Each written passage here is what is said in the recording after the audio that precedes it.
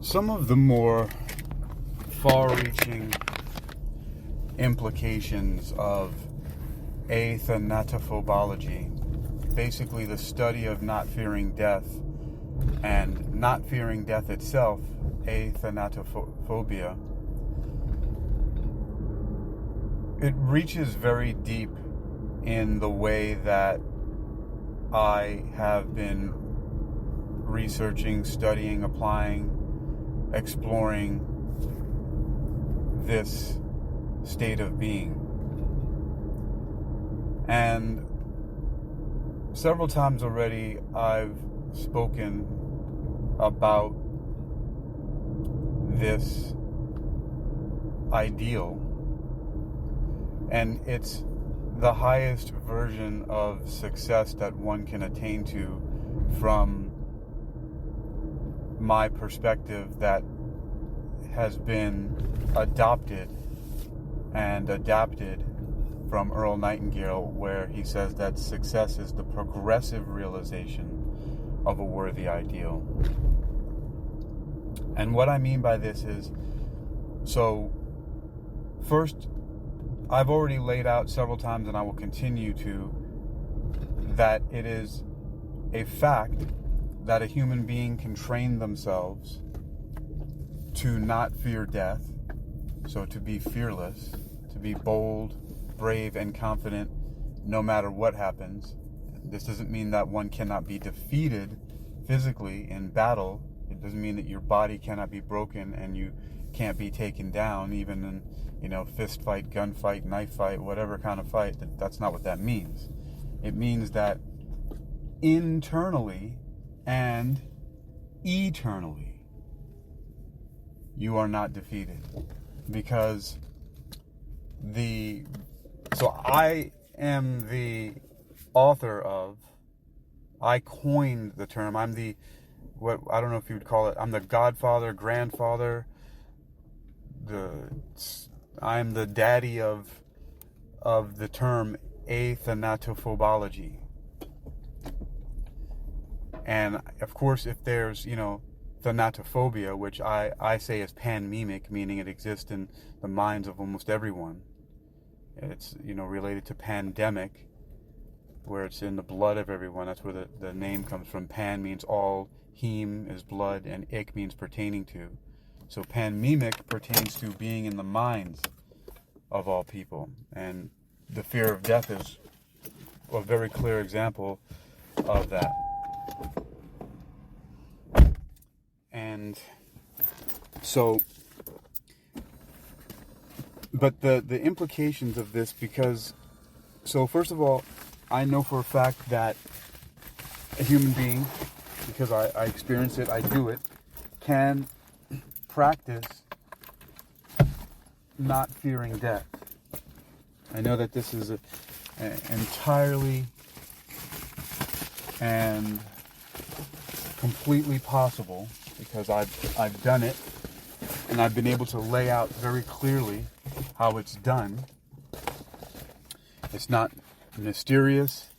It's fascinating how some of the most powerful things in life are actually so simple to achieve. I mean, there are so many endeavors that humans aspire to, and to me, this is one of the most significant feats of human consciousness to achieve. And I say this as someone who has, partly out of necessity and then from experience and awareness of just the structure of society and the world, have continually been operating outside of a lot of standardized and so-called traditional and mainstream lines of action with many things that I've done. One of them is I went to what could basically be considered a modern-day mystery school. Mystery schools are like the cults of Pythagoras, who the Pythagorean theorem we get from. And supposedly Pythagoras and his cult, they were some of the first Western Greek numerologists, because numerology existed before Pythagoras, but they created a very specific type because there was gematria from the Kabbalah, and which is related to, it's basically Jewish mysticism. And of course, it stands to reason that it existed much before that. And also, there are numbering systems that predate all of that. And so, but I'm talking about here the implications, the further reaching implications of athanatophobia and athanatophobology.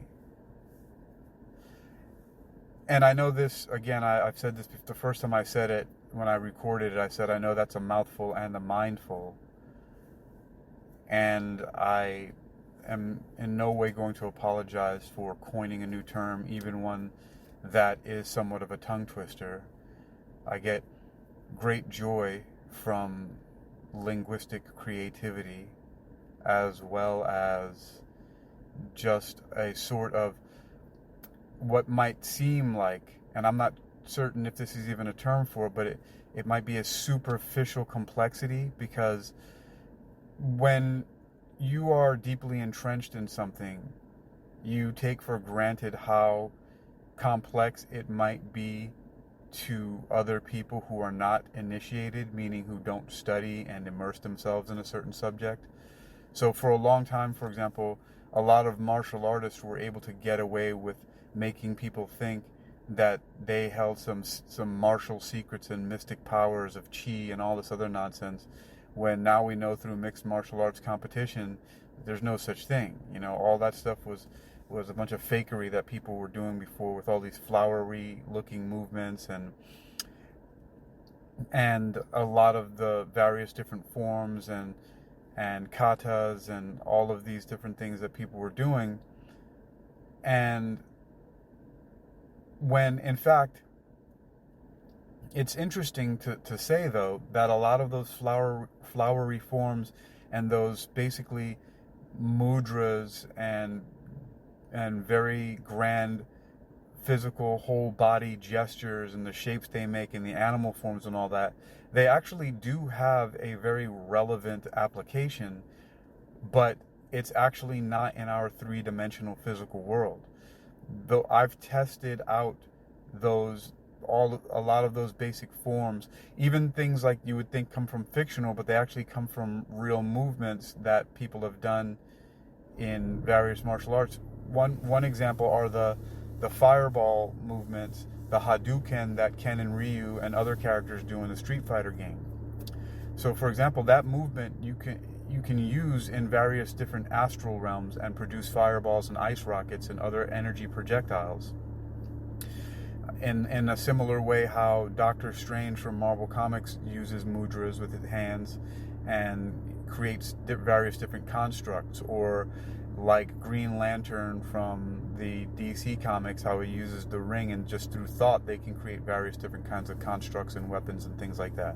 So in the dream state and in various different astral realms, which in some spiritual traditions and philosophies, it's said that lucid dreaming is a step towards the direction of when you enter into intermediary states between physical lives. If in those spiritual traditions that recognize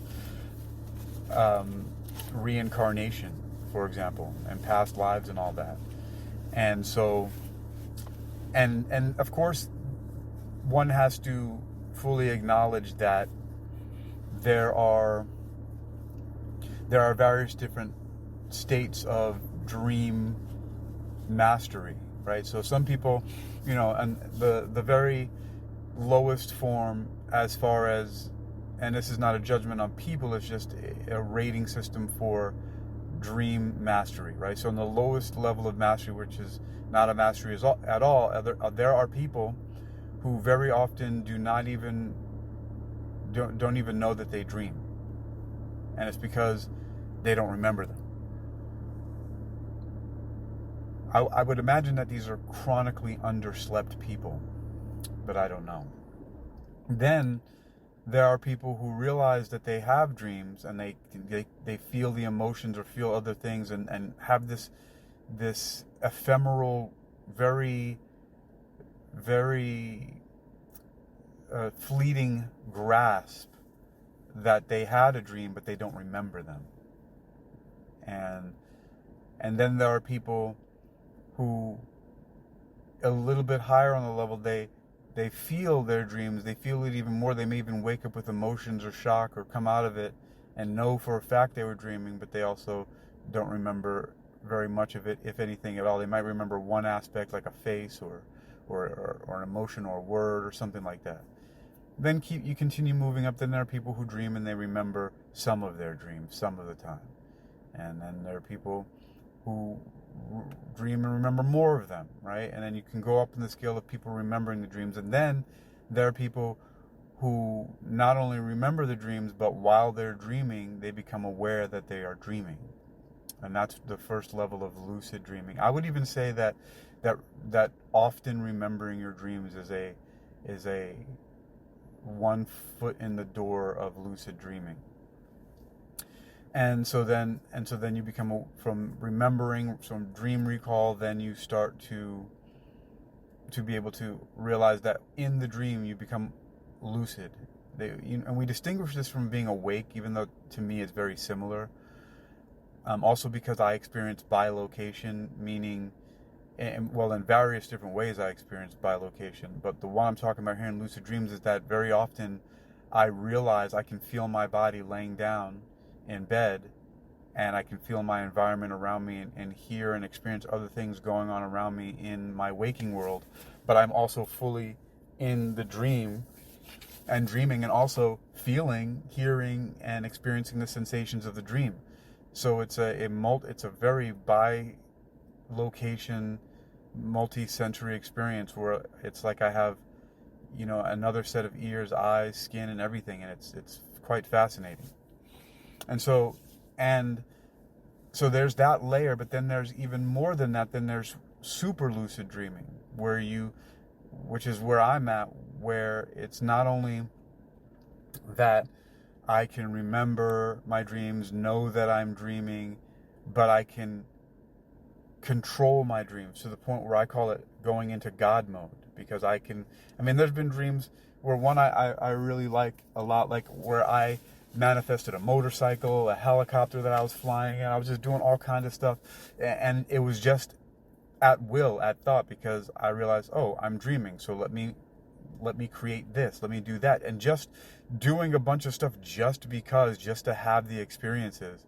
What is it like to have this experience? What is it like to fly in this helicopter over this place and ride this motorcycle through? It's amazing the things that you can do and how long you can stay in them, and just, and you can, I'm basically living a completely different life in my dreams. So I have multiple lives that I'm living at once every single day. Every time I go to sleep, I enter into a completely different realm. This is one of the best virtual reality simulations ever. It's being transported into another existence, and one in which I can do whatever I want to.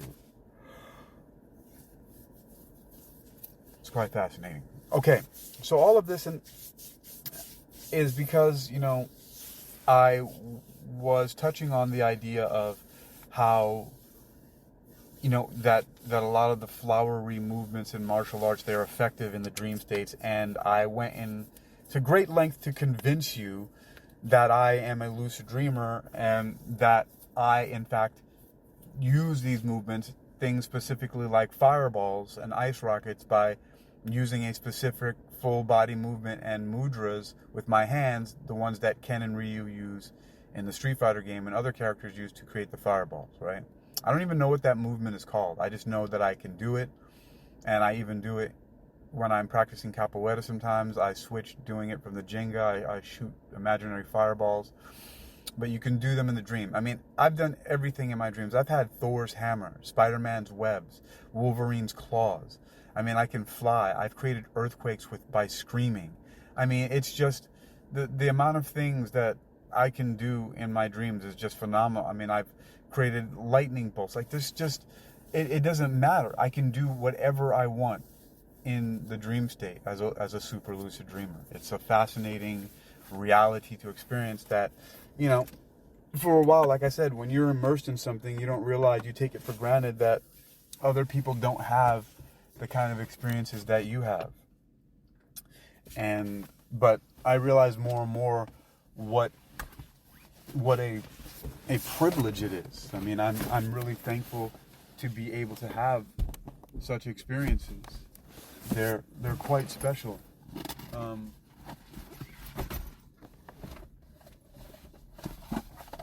It's fascinating to be able to have them. What the hell?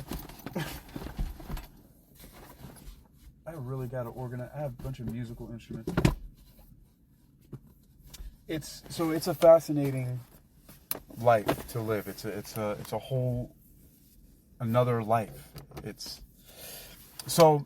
But that's where those things, those mudras, mantras, and things in the dreams, where they become, where they have a significant place. And that is also a good segue to what I'm also talking about, to get back on track here, about one of the more, the deeper and really the overreaching understanding of basically, I mean, this would really just fit under the category of thanatology, the study of death and dying.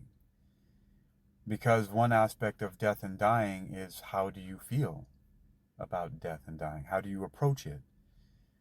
And so my so-called athanatophobology, the study of not fearing death, is really just a very specific niche in thanatology.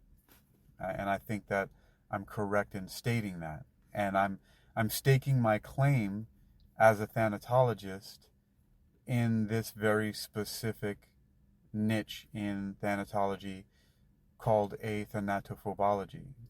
And on, a couple years ago on the website hypnoathletics.com, I did write an article about the illusion of death, and I talked about how I've become a very dedicated thanatologist just because of some experiences that I've had, and I wanted to get a deeper understanding. And a lot of that specific experience in my life has really driven a lot of things. I mean, if you read my PhD thesis, and also I'll tie this in here too, because I talked about how I do a lot of things that are, unconventional, non-mainstream. And so the school that I earned my PhD in is a mystery school. And that's where I kind of went off the rails a little bit.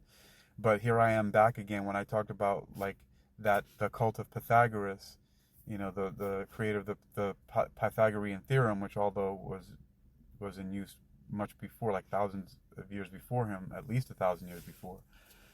But that, they practice numerology and various other divinations and so things like that. So basically schools that studied and practiced the occult, the paranormal, the supernatural, the metaphysical, all of those, if there were covens of witches, of warlocks, wizards, like sorcerers, all that stuff, and, necromancers, and if there were any, large organizations and places where people went to learn and apprentice and things like that, those could be considered mystery schools. So I basically attended a modern day mystery school, the University of Metaphysical Sciences, in which I learned a lot about comparative religion, because I studied a lot of the mainstream and a lot of the most popular religions.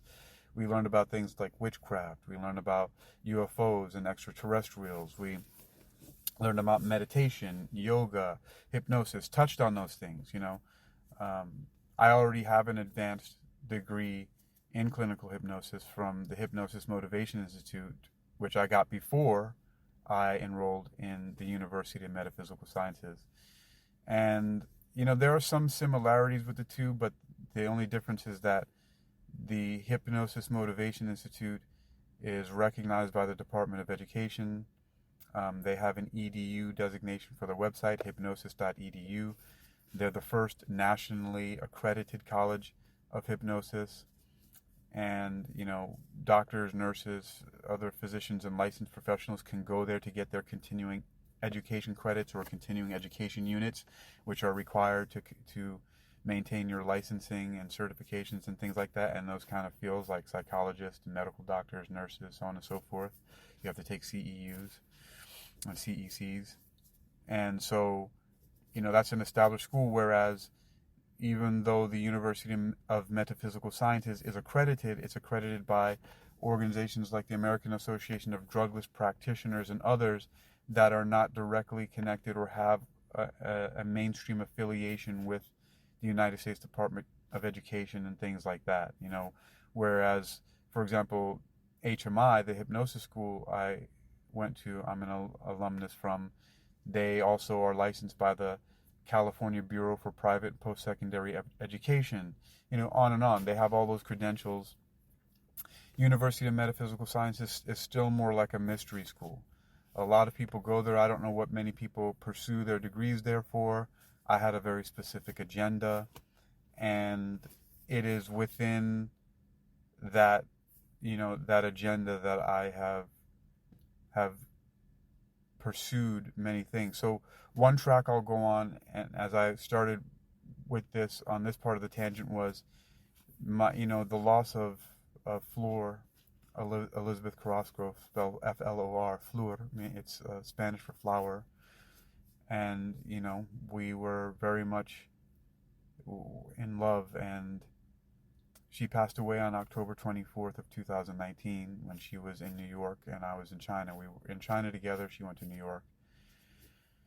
And so it's been very difficult for me in a lot of ways, just because of, it was the first time that I had ever really projected a life with somebody in the future. I really just, all I had imagined was, I took for granted that she would be part of my future, that I would continue to see her almost every day and wake up next to her and come home and her say, "Baby's home," or, like when I would wake up in the morning and she'd be singing to me, "Good morning, good morning, good morning to you." And I would ask her, why, the first time, a couple times she just said, "Why do you sing to me in the morning?" And then she just very simply said, "Because I'm happy." And I mean, that was just, it was an amazing thing. And so that led to, my PhD thesis, which is for the University of Metaphysical Sciences, which is titled Eternal Echoes, Metaphysical Inquiry into the Fate of the Universe.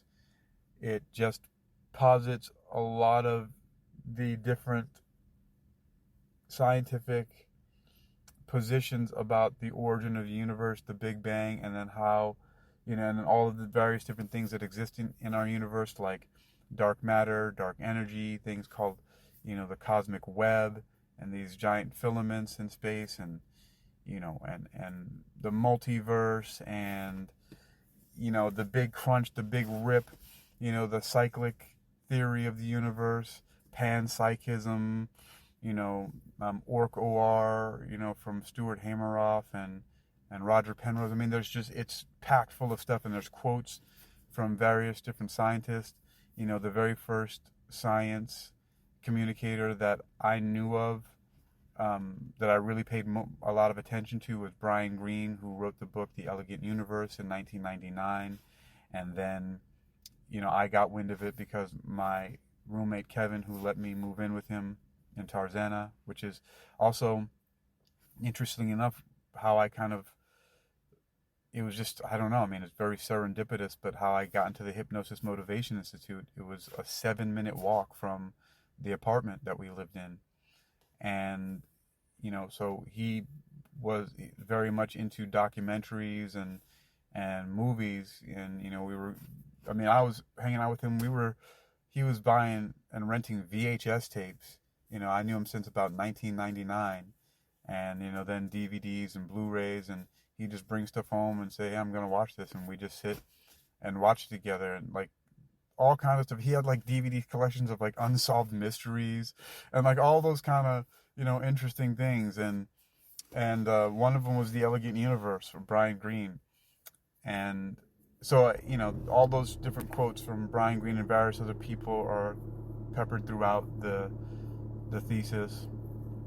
And it's just really asking the questions, okay, you said this is how the universe began. This is all the various different characteristics and features of that scientists are talking about regarding cosmology, which is, the origins of the universe and how it began and how it might end. And then I just asked questions about it. What does this mean? And I really just took a position of just stating things that we already know about and then asking questions about it. It wasn't really that difficult to compose the thesis, because my agenda was really to introduce my own new term, which I didn't really get fully into until later outside of that thesis. But it was something that was bothering me for years about a lot of the back and forth between mainstream scientists and people who are in the paranormal, supernatural, metaphysical, and the New Age and all that stuff, and how there was such a clash. And people, mainstream, very conservative scientists are like, oh, those people are crackpots, and then the metaphysical side are, oh, they're closed-minded, and I somewhat took the side of science, even though, if you look at my track record in school, like I actually had to go to summer school to take basic science and math classes, like the lowest level. I think it was like pre-algebra, as a requirement just to graduate from high school, in like earth science or something like that. Imagine that in high school, and other students are in like trigonometry and calculus, and like Calc 2 or like AP calculus, right? Before they go to university. I had none of that. I didn't have that kind of guidance. But I took the stance, I took the somewhat of the side of the mainstream conservative science, but also I'm not mainstream or conservative in any way. And so, but that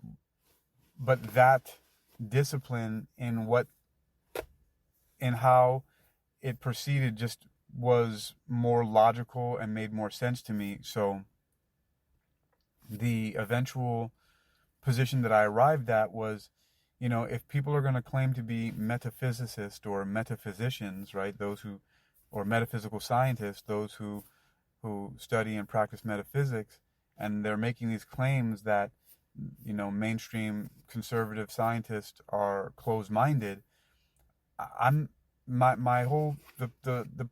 the point that I got to was when I looked at, for example, especially when I was able to, I watched over and over. I was astounded. I mean, I was completely just awestruck and completely fascinated by the PBS Nova program, The Elegant Universe, that was featuring Brian Greene, the author of it. He was the guide throughout the whole thing.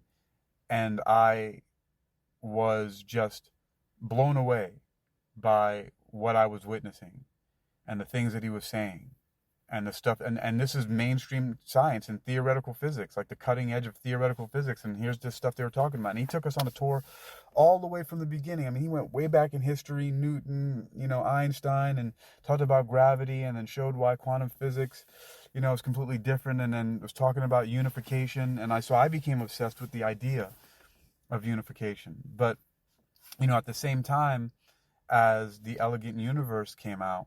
I also, that same year, when I got wind of it, because it came out in 2003, I think, and Kevin introduced it in 2004, and then in 2004, that same year, uh, a new age slash physics, I don't know what you would call it, a documentary, something came out.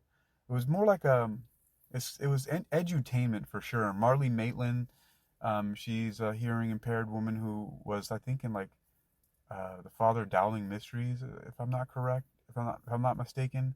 But she's an actress, and she was in that, and it had like all kinds of graphics, but there were a bunch of physicists in it. Stuart Hameroff, who I mentioned before, I also mentioned him just as far as the work that he did with Roger Penrose, and he's in that. There's a medical doctor, there's physicist, and so it goes back and forth between these interviews and then the dramatic scene. So it goes back and forth between the dramatic and the documentary, and then there's also a bunch of like animation and it's a fascinating piece of work, this movie, What the Bleep Do We Know? And then of course, years later, the pop sort of new age metaphysics thing came out with the Rhonda Byrne's The Secret. And that was interesting because they also had a couple physicists in there, Fred Alan Wolf, and I think that one of the guys, I can't remember his name, another physicist was in The Secret, but he was also, I think, in What the Bleep Do We Know? And maybe Fred Alan Wolf was too, but there was some crossover. And I'm not sure if there were also anybody that was from The Elegant Universe that was in either one of those. Probably not, but the point is that these things, from the time I started the Hypnosis Motivation Institute in November of 2004, and was being exposed to those things like What the Bleep and The Elegant Universe. And then by the time I graduated in 2006, it was either very shortly after that or right before I graduated, because I got it in February of 2006. So it is when I found out about The Secret. And a friend of mine, Amber, who was a massage therapist, she lent me a DVD or something like that, and I watched it over and over again, and I was just kind of, dumbfounded by it. I really didn't know much, so I had a lot to learn. And so, but those things influenced me heavily and just led to me continuing to want to explore, but also those were precursors to then, leading up to 2019, and then the death of Floor, and all of these things still routing around. And at this time, I still, believe it or not, I enrolled at the University of Metaphysical Sciences in 2008, and by 2019, which is a whole 11 years later, I still had not finished, even though many people could finish within 2 to 4 years, all the way from bachelor's, master's to PhD. But I always had this sense of what people would be called, it was insecurity, and people call now imposter syndrome, because I just always felt that, if I'm going to get something that's going to, even though it's from a non-mainstream school, if I'm going to take the title of PhD, I really wanted to do something more substantial. And so, as I said, there's this back and forth between, mainstream traditional or conservative scientists, and then the whole new age metaphysical community. And I had an agenda where I wanted to do something somewhat radical, and that's why I basically wrote a cosmology paper that was basically just talking about the latest information that I could find on cosmology, and everything that was just standard. Like if you were going to go to a cosmology class, then all the stuff that I wrote in my paper is basically a cosmology paper. And then the difference is that I gave some definitions of metaphysics, and I asked questions about philosophy, and I talked about some similarities in religion, but it was really a cosmology paper. What I really wanted to do was put myself on the map as a cosmologist, and someone who's familiar at least with the narrative of the mainstream conservative, like the well accepted science of cosmology, And so I wanted to put myself on the map as a cosmologist, but also under the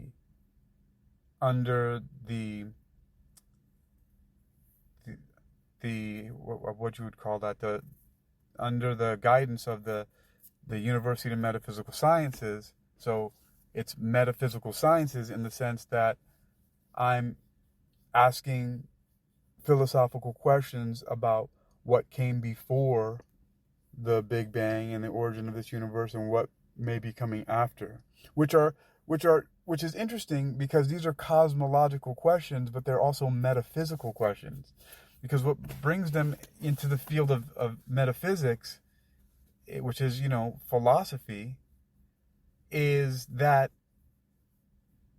it's something that Sheldon Glashow said in The Elegant Universe. He said something like, he says at the energies and distances that you would have to examine in order to, observe and measure, take measurements on these strings, we can't do that, and we may never be able to. And he says, and so the theory, string theory he's talking about, which is Brian Greene's Elegant Universe was about, he's a theoretical physicist, but with a specialty in string theory, this is in quantum mechanics.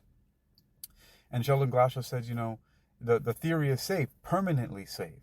And he says, is that a theory of physics or a philosophy? I ask you.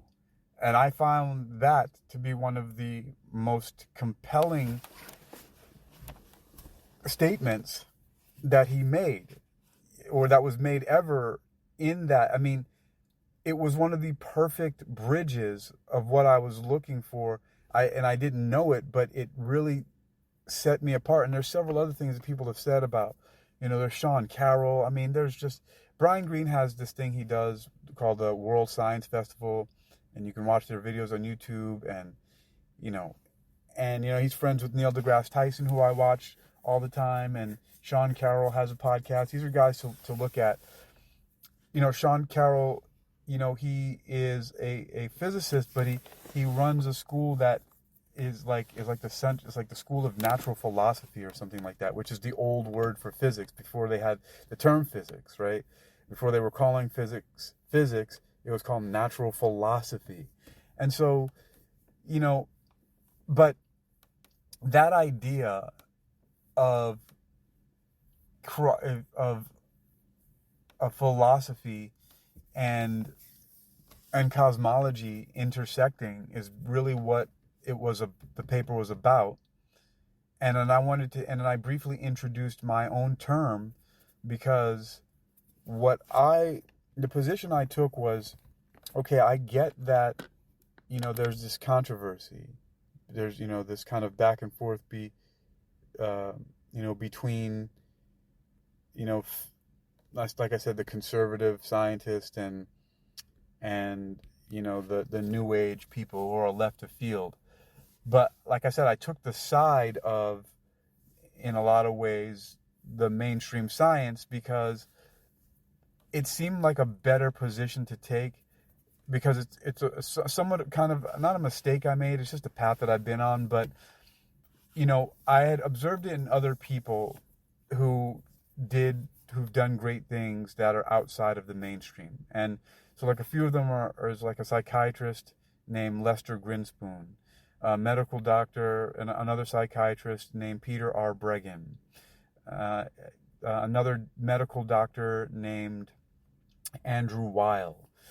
I mean, I could go on and on. There's quite a few of them, but these guys are mavericks. These are guys who have mainstream traditional degrees in medicine, right? But they decided to just really go left of field and say, no, this is wrong, or this is, the mainstream is just that they're doing too much of this medicating and surgery and going too far away from nature. And then, as I had done a lot more research, and just also someone who was very close to me at the time, I started researching into orthomolecular. Actually, Kevin found it for me, and I started looking into orthomolecular medicine and orthomolecular psychiatry, and that took me way back to a 1968 paper by Linus Pauling, that was called Orthomolecular Psychiatry, and the subtitle was something like "Varying the Concentrations of Substances Normally Occurring in the Body May Control and Treat Mental Disease." And then I would learn about people like Abram Hoffer and Humphrey Osmond and Hyla Cass and Udo Erasmus and various other people who were practicing, this thing called orthomolecular psychiatry. And it was completely different. Like, these are people who it's a prime example of what a lot of people say, you got to know the rules or follow the rules before you break the rules, where I haven't really taken that opportunity most of the time. I've just kind of just been a rule breaker without knowing the full rules of the game. I mean, I do it with music. I don't know much about music theory, but I've recorded thousands of songs and performed all over in different countries in the world. Whereas I know people who are classically trained who don't write original music, and some of them never ever do. They just play what's on the sheet that's given to them in whatever orchestras and things that they're in. And to this very day, and someone even directly said that to me about music. They say, "Oh, you got to know the rules before you break the rules." And I was just thinking to myself, but I'm playing. I don't know what you're talking about, man. That doesn't exactly roll with me. Although I do see the benefit of that in some ways. But I kind of, what I'm saying here is I actually did a weird backwards thing with that. Whereas normally, like all those people I mentioned, all those doctors, is that's the path they take. They follow the traditional mainstream, and then they go completely left of field into integrative medicine. And, like Peter Breggin is like talking about your drug may be your problem. And this is a psychiatrist, right? And, and things like that. And Abram Hoffer, a lot of them were psychiatrists. And, Linus Pauling was a chemist, the only person to win 2 unshared Nobel Prizes, one in chemistry, one in medicine and physiology. I'm sorry, forgive me. Linus Pauling won. He's the only person to win 2 unshared Nobel Prizes. One of them is the Peace Prize, and one of them was in chemistry, or was it in biology and medicine or something like that, because he discovered the chemical process that causes like sickle cell anemia on a biochemical level. So, and just a fascinating guy, and he's written books on vitamin C, and I read his entire paper on orthomolecular psychiatry. It's fascinating. It's completely sound, but it's shunned by the mainstream. So normally it's people do that, right? They get the mainstream degrees, they go through all those hoops, they do the Hippocratic Oath, all that, and then they say, you know what, this stuff is screwy. Here's what's the real deal. Well, like, I've seen it, but I'm not drinking the Kool-Aid. Whereas I went completely in another way, even like as far into like some really fringe conspiracy theory stuff. And then when I found an organization that's in that fringe, in that new age, in that other world, that mystery school, University of Metaphysical Sciences, then I flipped the script and I'm like, hey, you need to be grounded a little bit more in science, at least in this way. And so what I did was, just serendipitously, it's interesting enough that because I became so obsessed with quantum mechanics, it's just been really sexy. It's like people talking about quantum mechanics, everything's quantum this, quantum that. And I got caught up in that, and I still am very fascinated with it. And even to the point where, there's a guy passed away a couple of years ago. I had some short, brief correspondences with him about his books. Paul Elo-Violette, he wrote a book called Subquantum Kinetics. And the first time I made contact with him was a book that he wrote called Secrets of Anti-Gravity Propulsion. And the only reason I knew about that book was because I was reading an even more fringe book by an author named Joseph P. Farrell, and it was something like The Cosmic War, modern physics and ancient texts, and it was about the exploding planet hypothesis, and so it's just, there's some really, really fascinating stuff. But so I was all up in that, and then I decided to say, wait a minute though, like, I'm listening at the University of Metaphysical Sciences, I'm listening to like dozens of CDs of like angel meditation, and we're talking about crystals and chakras and spirit guides and all of this kind of stuff, and I said, okay, well, the people in this circle, in the metaphysics, in these mystery schools, in the University of Metaphysical Sciences, people of that ilk, a lot of times, not all of them, but the loudest voices are always saying like that the mainstream scientists are closed-minded and they don't know what is beyond, and it's true in a lot of ways. A lot of science say, yeah, if we can't predict it through mathematics and like we have theory, so there's, and I'll get to that in a second, but if we can't basically predict and then wait the okay, the proper way to say this is, if we can't make testable predictions, right, and then test those predictions and then get verification or refutation of it, that's basically what it's about, right? Can we formulate testable predictions, and then can those predictions be tested in a laboratory? That's really what science is about, and that's empirical, right? They say, either we have evidence for it or we don't. We have physical evidence for it or not. And that's across all science. And that's really what they're saying. They're not saying that there is not anything outside of science, a lot of them. Although, let me be accurate here. A lot of people who are scientists do get caught up in a very dogmatic way and actually act very much like different religious factions who get mad at each other and want to start yelling at everybody about, no, that's not real. And there's a lot of people like that. I had a friend who I went to school with. He works doing something with computers right now, but he gets all mad and like starts throwing names around. It's like imaginary friends and stuff like that when I post stuff about metaphysics. And people, it's just everybody. And this is why the verifiers, man, divide and conquer. It's an intrusion vector into the human psychology that's been going on for millions of years. That people are just wanting to be divided against each other. It's weird how tribal humans are for the dumbest stuff. But people are just like that. And they, and they'll yell and scream, and just because they study, mainstream stuff, like everything is, no, that's not right. God is not real. And I actually know for a fact that the God of the Bible is not real. I've written papers that already, like, there's no way you can argue with it. It's just, it's pretty airtight. I'm talking about the papers I've written on the omni-factor paradigm. And so, but back to, this idea though. So there is, all these arguments about physics and as I was saying, scientists aren't claiming that they know anything outside of it. They're saying, yeah, that's why it's called metaphysics. We are physicists, we are scientists. That's why there's a whole meta science. That's a philosophy. Like Sheldon Glashow said, is this a theory of physics or is it a philosophy? I ask you. And that's where string theory stands today. There are no verifiable predictions yet made from string theory. Although it rests well within, quantum theory, it's still,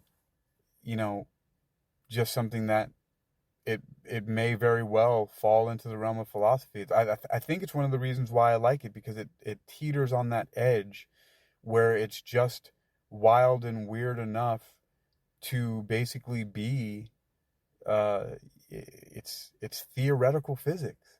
And theoretical physics, cosmology and metaphysics and philosophy are really, really dancing a fine line with each other. So, but with that, I said, the question that I asked, okay, so here's the position that I took that I've been getting to, is that I said, well, New Age metaphysical people, you're saying that they're closed-minded, but do you actually know? Have you heard? Because I've been listening to these guys in physics and quantum mechanics specifically talking about stuff like bilocation, which I mentioned earlier as a state that I experienced in lucid dreaming, but it also has it has different meanings in physics. And so these guys are talking about bilocation. They're talking about superposition and quantum entanglement, and what Einstein called spooky action at a distance. And they're talking about Alcubierre drives, and this is where we get the ideas of wormholes from, and there's teleportation. Now we have quantum teleportation. And even though, these things are nuanced and some of the terms that are used make them sound a little bit more exotic than they might be sometimes, right? But still, there's a hint in there of really just how fascinating mainstream science actually is, and the discoveries that are being made and the things that people are doing in the laboratories. I mean, even just recently, there was a new particle found in CERN. I mean, it's just not stopping. It's like a larger electron or something like that. I think that's what it is, or I'm not sure. I have to look into it again. But I actually did I did do a news story on it on hakeym.com for HAKEYM News. I just don't remember all of it now. But that's why the internet has been my notebook. That's why I actually do what I do, because I'm so fascinated in so many different things that the internet became my easily accessible just database where I could just go in and find things that I had published or started researching before.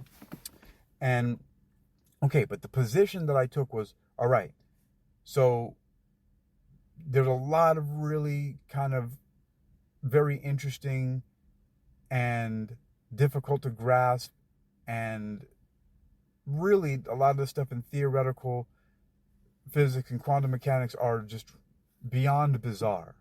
And there's a lot of people who say, look, if you claim to understand quantum mechanics, you might be lying, because people like Richard P. Feynman, who I've got his book called 6 Easy Pieces and Six Not So Easy Pieces, and I have his Feynman lectures on DVD, and I have his book QED on quantum dynamics, and just people like him say, I don't understand quantum mechanics. Nobody does, and I don't know if anybody really doesn't, but I don't fully. In a lot of ways, I don't do a lot of the math, although I'm starting to do a little bit more of it. But my point is that there's a lot of just stuff that if people were to actually look into it, they would just be mind blown. Like you really don't need much of a lot. Like it basically, any of the stuff that fascinates you in any of the new age magical systems, all that stuff, you can find it in theoretical mathematical physics. Like there's just really cool stuff going on there. So my point was, you're saying that they're closed-minded, but are you sure? Because the stuff that's in the comic books, like the multiverse theory and the many worlds hypothesis and all this other stuff, like that comes from theoretical physics and cosmology. And so my point was that before you step off the edge and claim that scientists are closed-minded and don't know what they're talking about, shouldn't you at least have a firm grounding in the mainstream sciences, at least in physics, and before you start saying that? And so conveniently enough, because I thought about it a lot, and this only happens when you really have your foot in, when you're walking two worlds, you see things like this. So the word meta, in metaphysics, the Greek word which means above or beyond, right? Beyond physics, beyond the physical, became an acronym for me, which I said that you have to at least understand these 4 pillars of mainstream physics before you start saying that you're going into another kind of metaphysics. And those 4 pillars are META: mathematical, experimental, theoretical, and applied physics. And so I this was really long, but that's what I wrote into my first paper. Like, I introduced that term, META physics: mathematical, experimental, theoretical, and applied physics. And I just kind of dropped it there for a second. I really didn't get into it. I didn't talk much about it, but I talked about how it really is the backbone for all of the stuff that I'm talking about and the questions that I'm posing in Eternal Echoes: Metaphysical Inquiry into the Fate of the Universe. And then I wrote a paper called Axiom of Necessity, where I just basically talk about, look, when you talk about the beginnings and endings of things, you have to start looking at it logically. And I talked about, a pearl and a clam, and then the clam is in the ocean, and what's the oceans in the world, and on, and ad infinitum. At some point in time, in order to just stop with this, infinite regress, right? It's this logical you're just going to keep on going forever, which is the point. And so axiom of necessity basically said I had to establish, because I'd been thinking about what I call the omnifactor paradigm. And it came from actually mainstream religion, because, you'll hear about that God is eternal. And, and then God has this power to punish people in, everlasting fire. And you start thinking about this stuff, and it can be scary. That's why there's people who talk about things like religious trauma syndrome, from the fear of, eternal damnation. And so I started thinking about this stuff. What the heck? Hold on. Here we go. So I started thinking about a lot of this, and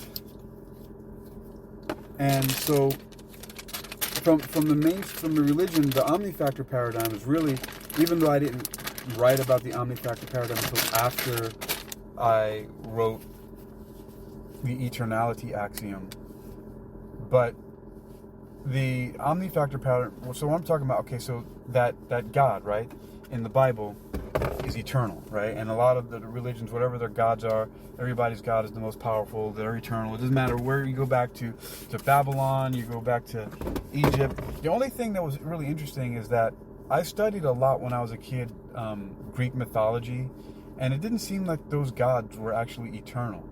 They were more like they lived a long time, but for some reason, I don't know, the attributes of the Greeks, I don't know what was up with their gods. They just didn't seem to have that same kind of those attributes. But anyway, but the whole idea of eternity has fascinated me.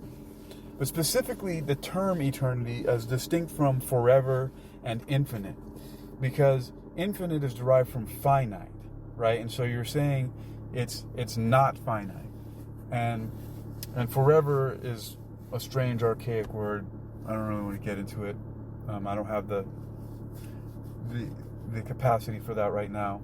But eternal stands alone as a word that just means, it's a great word. It just means that existence is. It always was. It didn't have a beginning. It is now, and it always will be. That's the nature. That's what eternal means. It doesn't try to qualify itself. It doesn't. It stands alone. You don't need to talk about finitude to be infinite, right?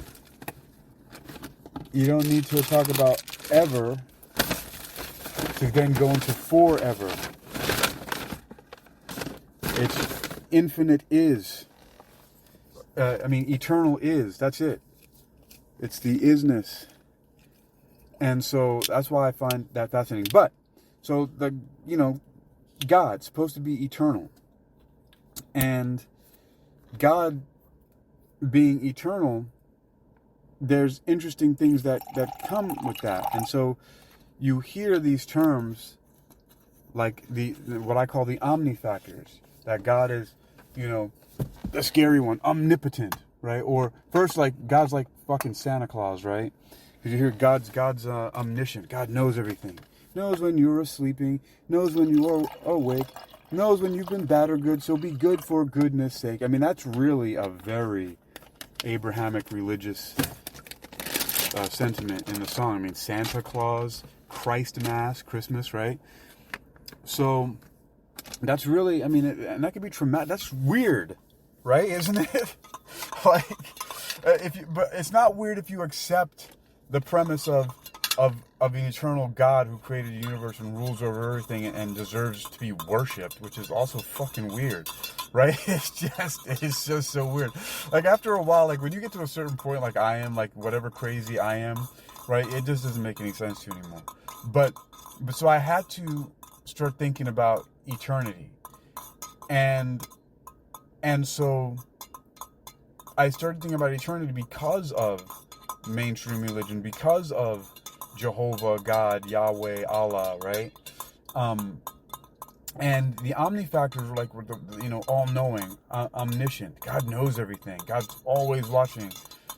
And that's, traumatizing in itself, that there's like some invisible fucking thing like watching you all the time. And maybe judging you, and that you could make a misstep and then just get fucking burned forever, eternally, an everlasting lake of fire, which is one of my favorite songs, by the way, by a death metal band called Immolation. That the album Dawn of Possession. I was with Doug Humlack, who was the guitar. May he rest in peace. He died a few years ago. He was the guitar player, the rhythm guitar player for a band, Acrimonium. I was in, death metal band, and we were shopping in some record store in Oakland Park, Florida, and I saw this tape that had these angels and demons fighting on it. It's just a really beautiful artwork on the cover, and it was called Dawn of Possession by Immolation.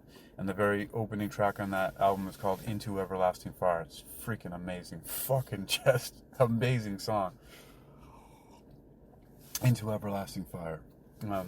And which also, another band that I got, because there was a really hot, like white chick with like, had that like 80s punk rock style, which was like the same kind of style that I had a crush on, Linda Hamilton from the first Terminator movie. It was that kind of like aesthetic, right? And so there was this band called Bitch, and I got this cassette tape as well, just because like I was like, wow, this chick looks hot, and I listened to it, and it was actually good. And I remember this song goes, it's throw me into the fire, throw me into the fire. It's just a really jamming song, but it was like that. It was kind of like that that power metal type of style. She had that whistle thing like that Mariah Carey could do, those really super high whistle notes, and. Yeah, I think it was called A Rose by Any Other Name, or something like that was the name of the album. And so, okay. But yeah, so I'm thinking about the omni factors. God's omniscient, knows everything. Weird. And that's why God has all power over everything, because God knows everything. But why? How is that all possible? It rests on what I guess I would call omni factor prime, which is omnipresence. The only way that you can know everything and have power over everything is if you are everywhere all the time. But when that being the case, the logical conclusion to that is that there cannot be a you, meaning there's no individual doing that. The individual is every individual. It's everything. It's every subatomic particle, every energy, every force, every time, everywhere.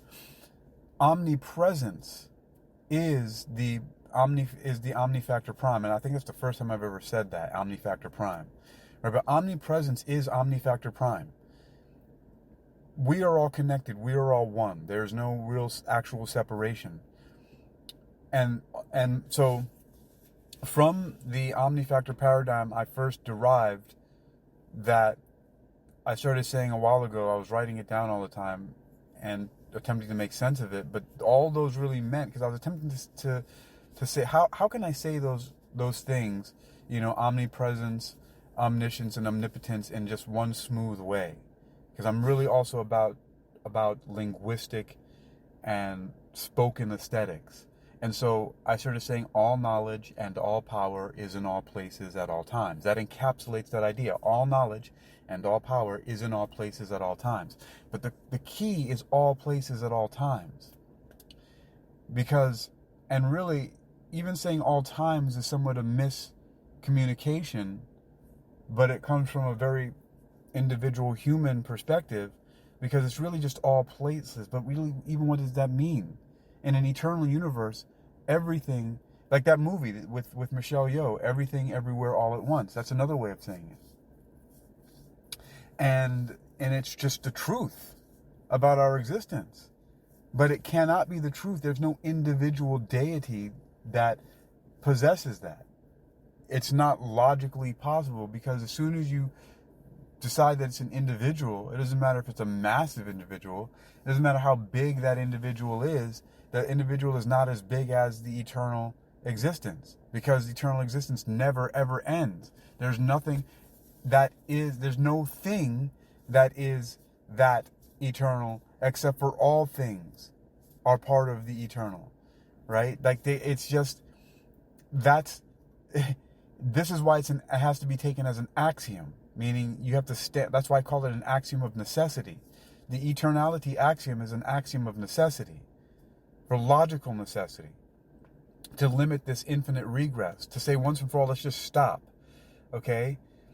This is the highest knowledge that we're going to get to right now, if we just settle on the fact that this axiom, that the universe is eternal, the eternality axiom, it's eternal. Let's just stop playing around. It doesn't take away from anything that we're doing in physics or science or anything else. It just subsumes them, and it allows us to think bigger and bigger and bigger. Like, we just have what we know as an observable universe.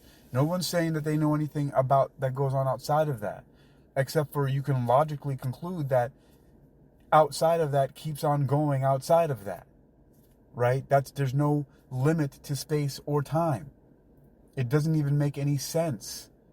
It's a logical fallacy to try to say that there's a limit to existence. It's really actually insane. Like, there's no refutation, a real refutation for that. It's kind of like string theory. It's safe, permanently safe. Now, is that a theory of physics or philosophy? I ask you. To me, it's a metaphysics. I'm a metaphysical scientist.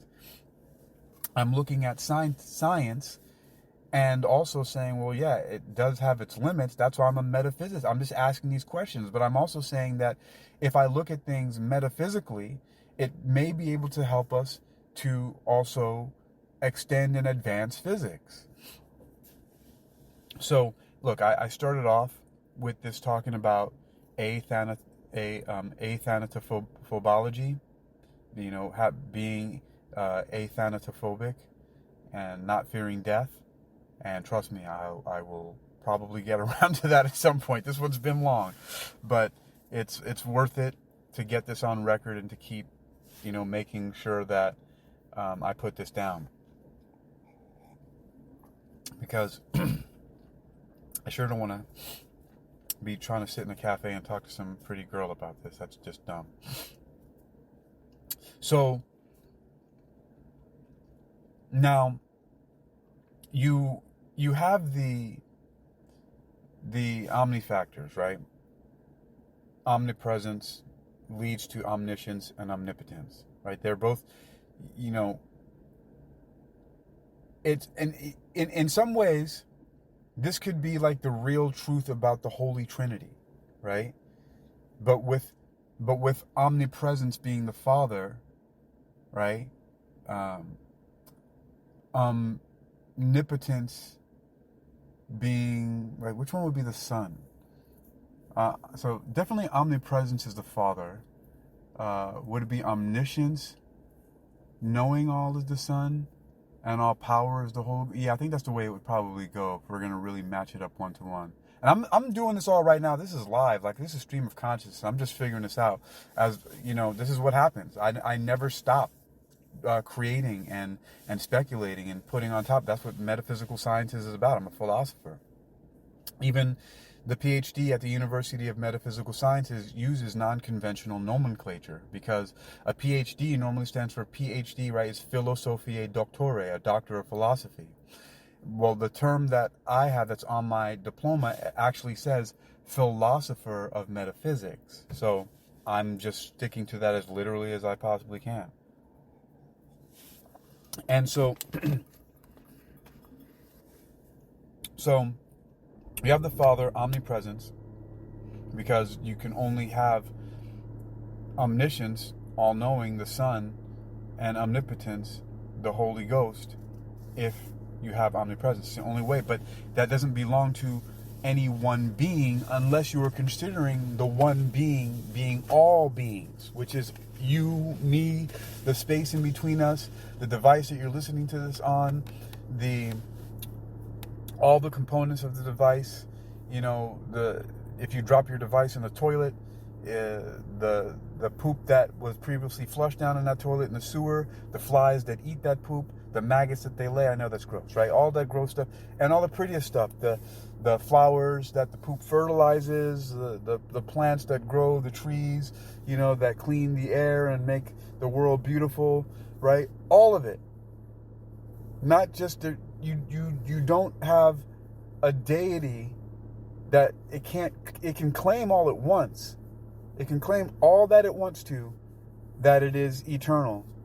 But if it is in any space and time and is individuated somewhere, if it can be located, right, and doesn't have the ability to know when its children, its creations are like eating forbidden fruit or building towers, or can't even get right that there cannot be light before you create a sun, which is actually what happens in Genesis. Let there be light, and then the sun gets created later. Like, all these things don't make any sense.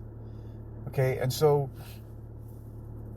that's not real, and it doesn't even make any sense. And I have a friend who would say, well, it's beyond human understanding. But that's just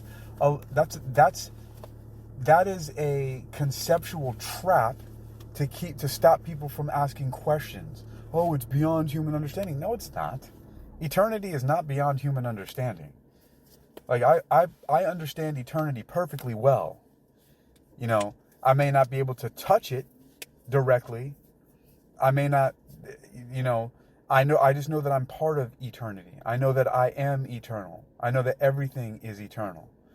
And there have been times when I've been meditating, when I've touched pieces of things that I don't even know what they are. But there's been some beautiful and shocking and awe-inspiring experiences that I've had in some of the meditations that I've done. And without drugs, by the way. You don't need them. And so my whole point, I'm not trying to rail against religions. It's just that people get too zealous about that stuff and then start getting mad at you, which is what I was talking about earlier. The same thing with scientists, which is why I took the position that I did and said, look, if you're going to say that scientists are closed-minded and they don't know what comes after, physics, well, do you even know where physics so-called ends? And it's, again, one of the main reasons why I wrote the paper, Eternal Echoes, Metaphysical Inquiry into the Fate of the Universe. And I made sure to put eternal there. And because then became eternality axiom, because it's been something that's been on my mind. And that's why I created, I said you have to understand at least some fundamentals of mathematical, experimental, theoretical, and applied physics before you start making these claims that they're so closed-minded they don't know. I mean, some of the stuff in theoretical physics is downright mystical. It's bizarre. It's crazy. And I'm not saying you have to do crazy equations. You just have to understand some of them. Like, here's an example, right? Mathematical physics, like the simplest equation, like Albert Einstein's, special relativity. One of the equations basically says that the time at B minus the time at A, if it's equal to the time at A1 minus the time at B1 or something like that, then we have a constant, right? Which basically means that if the same amount of time that it takes to go from point A to point B is the same amount of time that the light takes to go from point B to point A, like it was reflected, then we know we have a constant, right? I'm really super simplifying it, but you can look at this equation like that, right? So,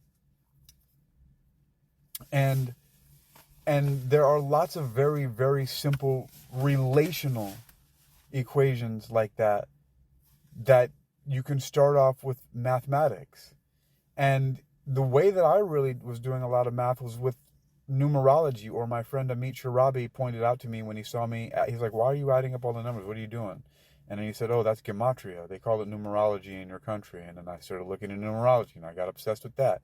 And it really just uses the commutative law of addition, which basically means that if you see a string of numbers like 1, 8, 4, 3, 3, you just add them all up together. 1 plus 8 is 9, plus 4 is 13, plus 3 is 16, plus 3 is 19, 1 and 9 is 10, and then the 10 is 1 and 0, and that's 1. And so that, if that was an address, that address would be equal to a 1 in numerology, and then you'd look from the numerals 1 through 9 have different attributes, just like how the zodiac signs in astrology have different attributes and characteristics, and then you can say, okay, well, what does that mean about this address, or this birth date, or this license plate? That's another simple way to work with math.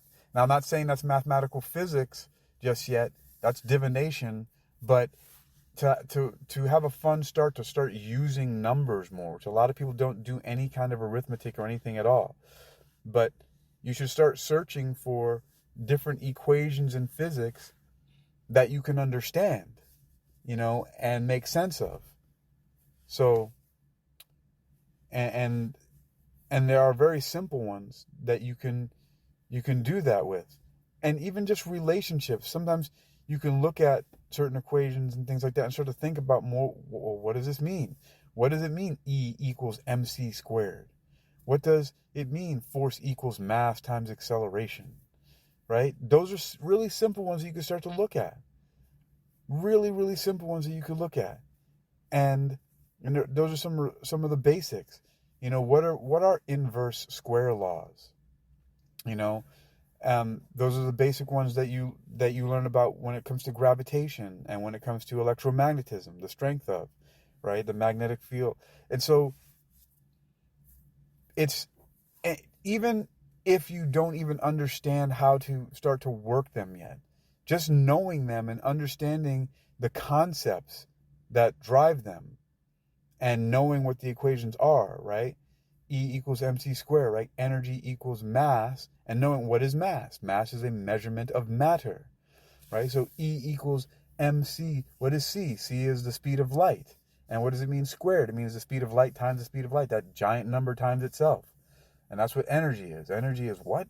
Is mass times the speed of light squared. Holy cow, you can get that much energy from mass? Boom, atomic bomb. Right? So that's the mathematical part, right? M, experimental. Well, what kind of experiments are people doing in physics? Well, one of the most well-known is CERN, right? So what are they doing at CERN? It's called an atom smasher or a particle accelerator. What are they doing there? Is that where they discovered the Higgs boson? Is that where they discovered these new particles? Is that how they're breaking things apart, right? So theoretical. Well, what does that mean? Well, that's like string theory, where they're thinking up stuff.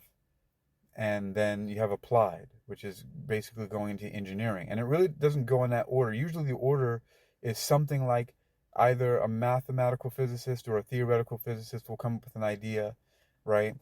And then you have to put those things in equations anyway. So let's say it goes from theory to math to experiment and then to application, applied, it's engineering.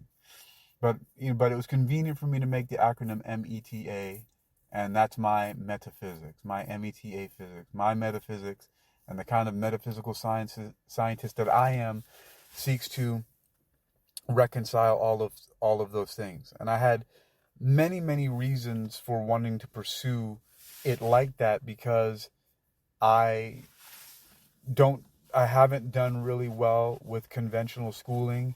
And it's been difficult for me. So in order for me to kind of even just get some kind of foothold and do that, because it was somewhat important to me, even though it becomes less and less important to hold letters before and after your name, I wanted to, at some point in time, for a while, I felt like I wanted that kind of validation and recognition, even if it was from a non-mainstream school. And so it was also one of the reasons why I was like, well, I'm going to, at least pursue something that has, a foot well established in the mainstream. So cosmology is one way that I can do that, and it just so happens to be able to fit really well in with metaphysics and the questions that philosophy asks. So now, all of that, and I was talking about not fearing death and why this is important. Now, this is where it's going to really throw you for a loop and where I can start to land the plane here. This is where it's going to really throw a lot of people for a loop, and it might really stun you. You've been here for a while. This is the juicy stuff that is kind of like the Easter egg, but I've also published about this before. And so one thing that really concerns me, because this is still part of my psyche that has a tiny bit of some kind of strange paranoia, that in some ways might seem to be, well, let's just get into it, okay? So one of the things besides the Floor when she died and all the questions that I had, and that leading into one of the things she said, and I have her on a recording, and she says, the way you want to live your life is mastered by your own self. I remember where we were on our way we were at the Barnes and Noble that's across the street from a Whole Foods on US 1, or Federal Highway in Fort Lauderdale. And this guy we just met, he gave us a ride to where we were staying at my dad's house, and we were having a conversation. That's one thing she said, and I just happened to be recording.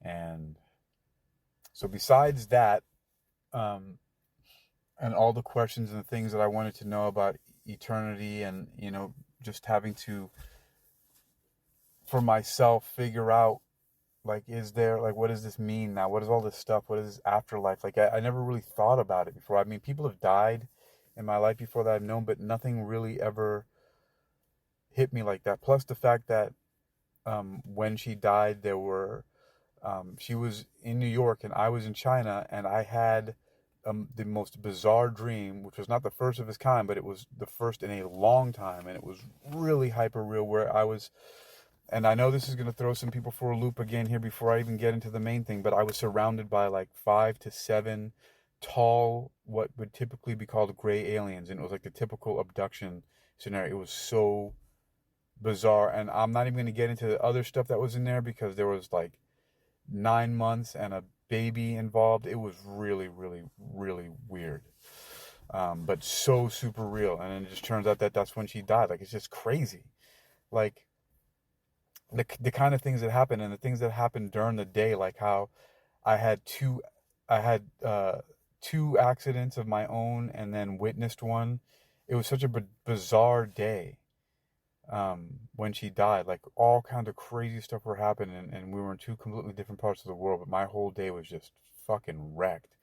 Like, one, I got clipped by I was riding my bicycle to the school where I was teaching, and in Hangzhou, China, and this guy, a delivery guy on an e-bike, clipped me and knocked me off my bicycle, and I fell, and I had a backpack on, and so I felt weird, like I wasn't able to roll like I normally do. And then during my break, I was going across the street to go to Starbucks, and I tripped and fell, and I don't normally do that. It was really weird. And then on the way home, this woman on a e-bike stopped and said hi to me, and then she took off really fast from the traffic light. And then when I caught up to her, it was because she got clipped by a truck, and she was laying in the street, and her head was bleeding. She was still conscious, and I don't know how bad it was, but it was just the whole day was just really, really weird. And the alien dream, it was something else. And so besides all that, and I know that's a lot, right? Then I really wanted to look at I created the, so eternal echoes, and then the eternality axiom. And now, so what I'm getting to here is that one of the other things that I really had to start to come to terms with was just how, a lot of people go through these things, but I was just really feeling, I was like, this is not fair, this is not right. Like I was thinking, like, if there is a God, I was mad at God. I said, like, what the hell is this? I was like, I know I'm not the only one. Like, it seems so unfair that, because a lot of times we get into this state where we think, it'll never happen to us in our lifetime, or I just take, things get taken for granted. Like I said earlier, I just assumed that she'd be in my future. And my whole timeline was just ripped away. It's such a bizarre thing. And so I started questioning, like, what do I believe? Like, do this God? And it brought me to a point where it was the first seed of this kind of just in case thing.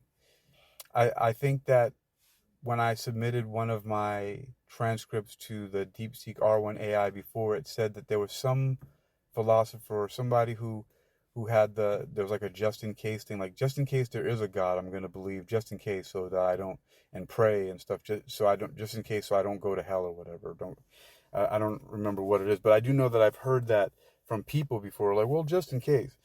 Well, my just in case became a very anti-theistic one, where I said, well, just in case there is a God, I'm making a declaration that I don't like the way you do business in general, and I understand that there's this whole eternal damnation of souls thing, and I accept that, as long as, but I'm not going to, in any way, shape, or form that I will not submit to you. I completely reject you. I deny you all the way. You have you have lost a soul. If you do such a thing as cry, if you really supposedly love all things, all that's bullcrap with all the floods and fires and tortures and killings and kidnappings and rapings and all this stuff and slavery in the Bible, you're a crazy tyrant. But my just in case is, just in case you exist, I want to let you know, I'm putting this down on paper. I'm writing this in soul stuff, okay? I eternally reject you. You're not, no. Just like in that Fear Factory song says, he's not my God, he's not my God, he's not my God. It said, thy will be done on earth as it is in heaven. Drink his blood like wine, taste his body like bread. He's not my God, he's not my God, he's not my God. So yeah, no, definitely not. I reject it. Just like in the band Acheron with the song Shemham Forash, I deny the Holy Ghost, the Father, and the Son.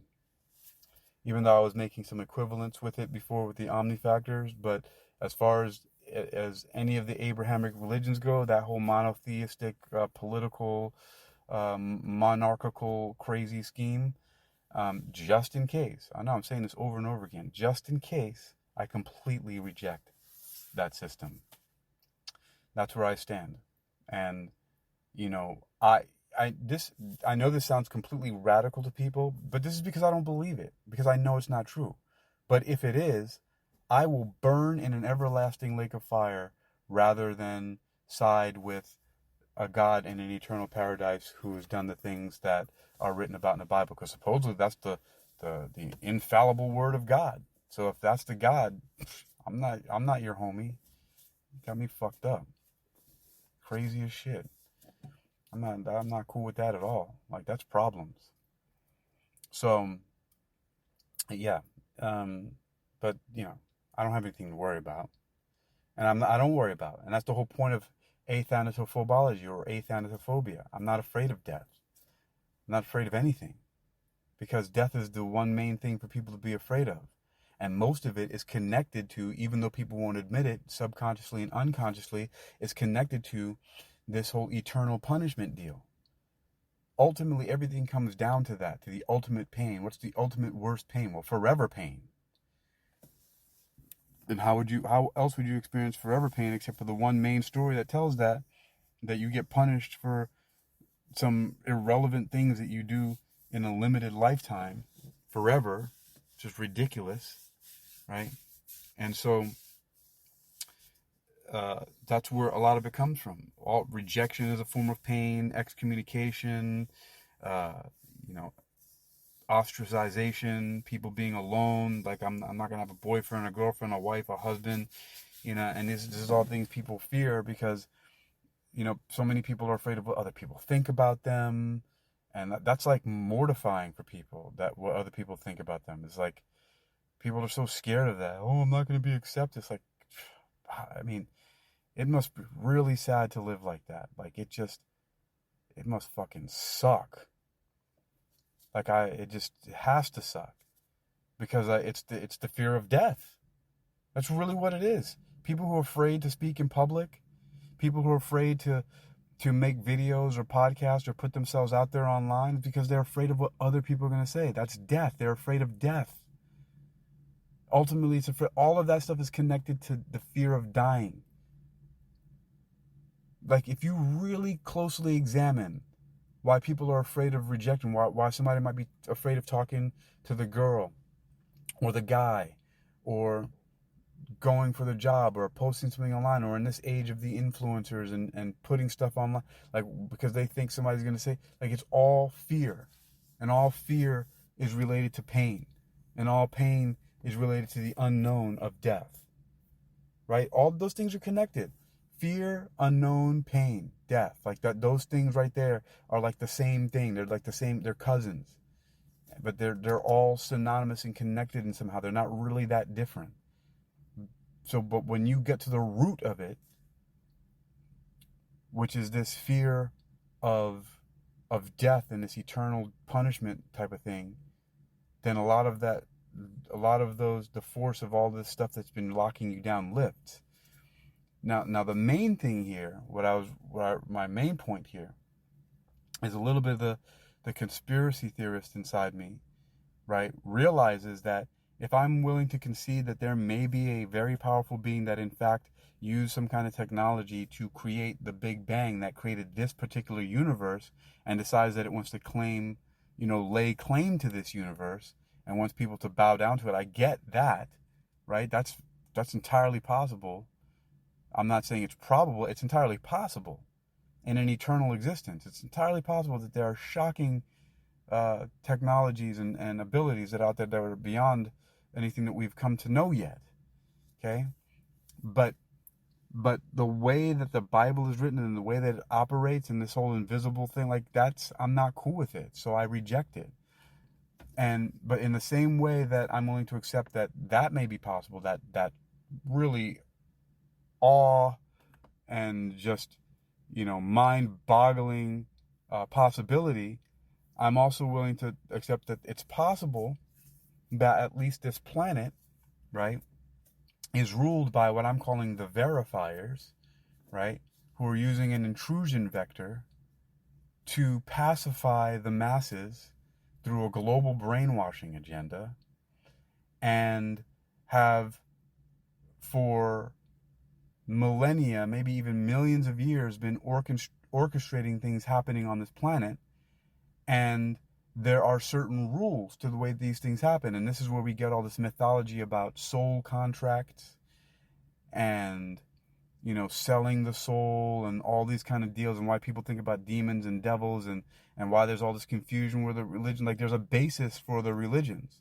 There's a basis for vampires, right? Sucking life force and things like that. There's a basis for all of these things.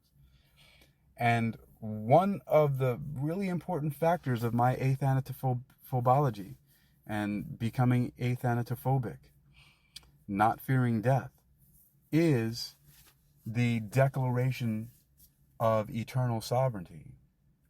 Meaning that you must declare, as I have, that any and all contracts, anywhere you may have signed your name in ink, blood, in soul stuff, in word, anything that I have made an agreement to, that I agreed to while under some kind of duress, or that was a trickery device was used, or any kind of deception or legerdemain or underhandedness or surreptitiousness, anything that was done dishonest, any contract or anything that I've agreed to, anything that I've signed, anything that is taking away and is not in my best interest, that I have somehow taken part of at any point in time in all of eternity, I reject it. It has no force with me. I break all those contracts.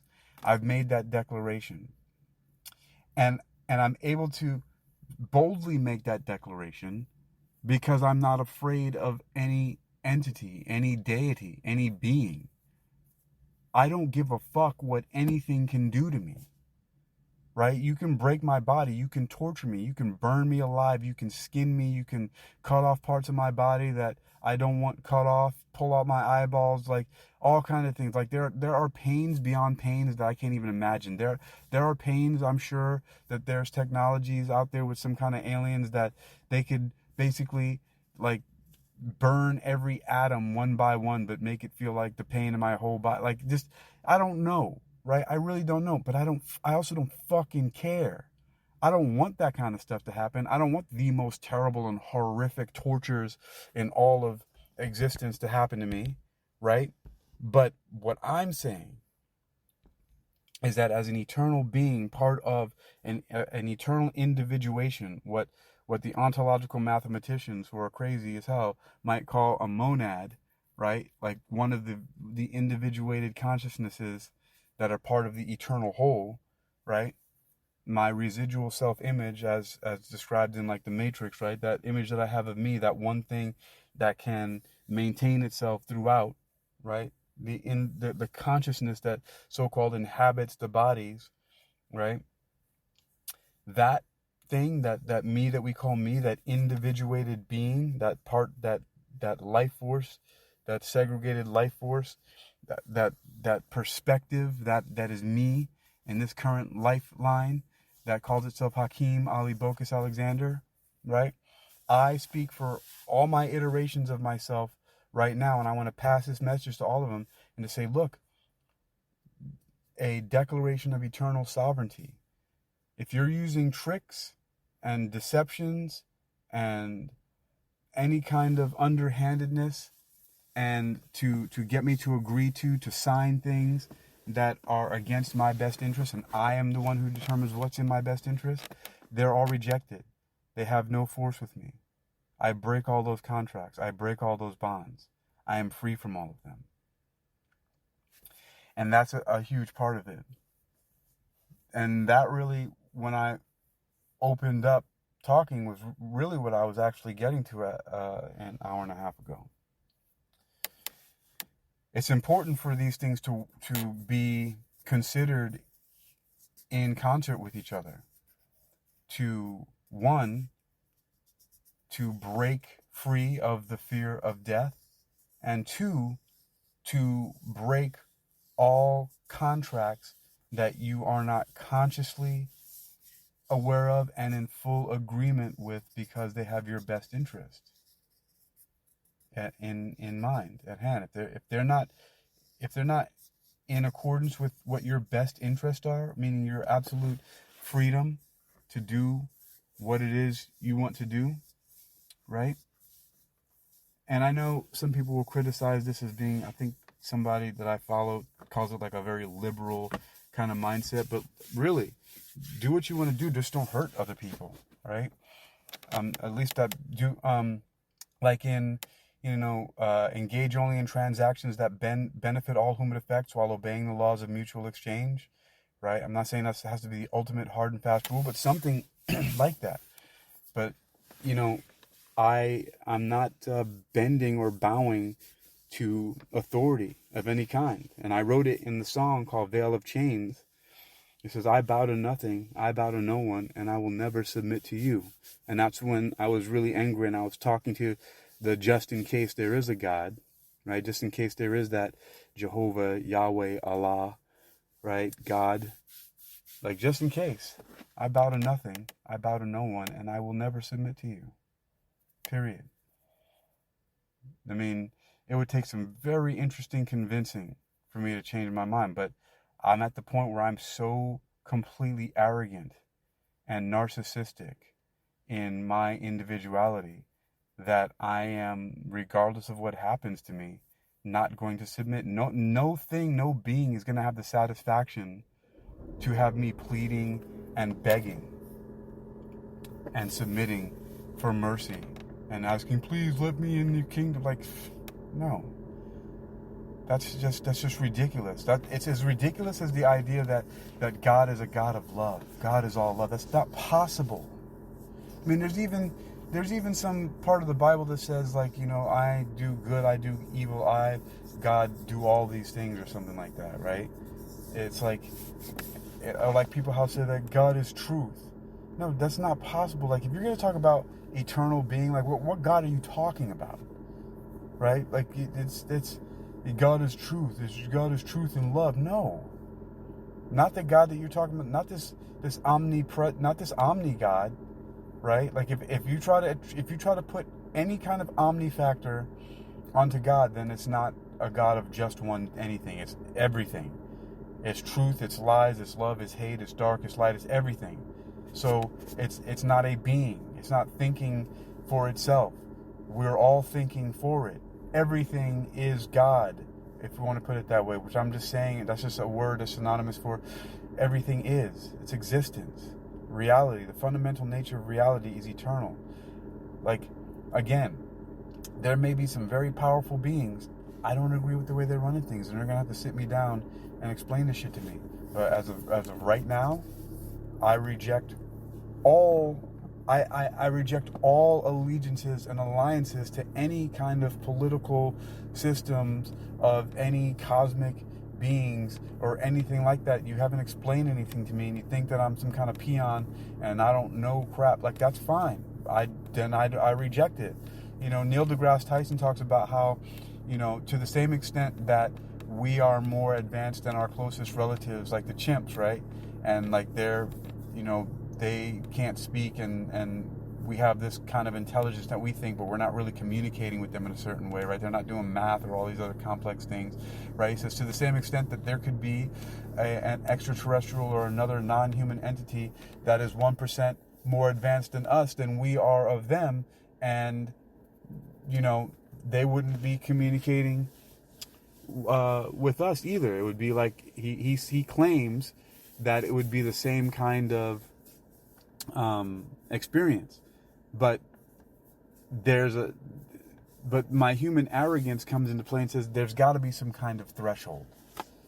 The fact that the things that we do with language and mathematics and symbolism, like, there's got to be a threshold of intelligence at which communication becomes possible between beings after a certain level. Like, I mean, are we able to go down to the chimps level and communicate with them? Well, yeah, in some ways we're able to train them and understand teach certain ones sign language and so on and so forth. I mean, I don't know.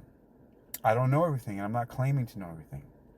What I am claiming is that I am supremely arrogant, and which means arrogare, right? I claim for my own, and I have declared my sovereignty in righteous indignation, and that I will not accept any kind of slavery or bondage or deception that has been placed upon me. I reject any contracts, anything that I've ever signed for any period of time or anything like that that is not in my best interest, and that may have been coerced upon me or forced upon me or tricked upon me in any way, shape, or form. And then also that with that, I'm willing to accept whatever consequences there are to that, and up to and including any type of exclusion or excommunication or ostracization or rejection from any groups or anything like that. But I also reject the fear of death completely. Now, this was a lot, and it's one of the longest recordings I've done in a while. But this is going to be a feast for DeepSeek R1 AI to parse this out and see what it has to say about this. But this is something else. But finally got around to that part, right? Again, like the two main things I'm talking about here is the extinction of the fear of death and the rejection of all contracts that are not in one's best interest, because they may have been, and a lot of times they are. These contracts have been secured through less than above board means, through deception and through trickery, and therefore I say they have no force with me. They're not legitimate. They're not what was the word? Is that the word I'm looking for? Legitimate? No, they're not. They hold no authority. They're null. They're void. So that's what that is, and that's what this is really about.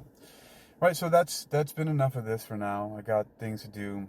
It's 2:28 in the morning. So sleep, work, and then more philosophy. I am Hakeem Ali-Bocas Alexander.